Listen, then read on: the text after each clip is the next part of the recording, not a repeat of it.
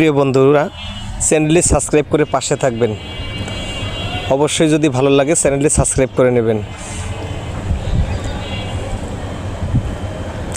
এক হাঁসকে বিড়াল আঘাত করে মেরে ফেলে নিয়ে গেল।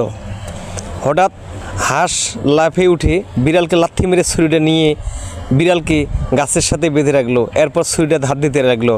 এরপরে বিড়াল ফোন দিতে লাগলো বাঘমামার কাছে। বাঘমামা ফোন পেয়ে বাঘমামা সোজা রওনা দিলেন বিড়ালকে উদ্ধার করার জন্য। এবার হাঁস রাস্তায় গর্ত করে বাঘকে আটকানোর চেষ্টা করলেন। অবশেষে বাঘকে আটকিয়ে ফেললেন এবং বাঘকে বন্দি করে নিয়ে এসে গাছের সাথে বেঁধে রাখলেন।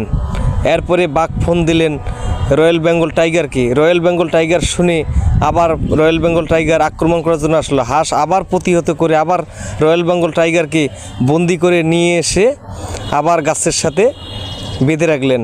এরপরে আবার বিড়াল ফোন দিলেন বাঘিনীকে। বাঘিনী খবর পেয়ে আবার তাড়াহুড়া করে চলে আসলেন। হাঁস খবর পেয়ে আবার প্রস্তুতি নিয়ে বাঘিনীকেও আটকিয়ে দিলেন মধ্য রাস্তায় এবং বাঘিনীকে বন্দি করে নিয়ে আসলেন।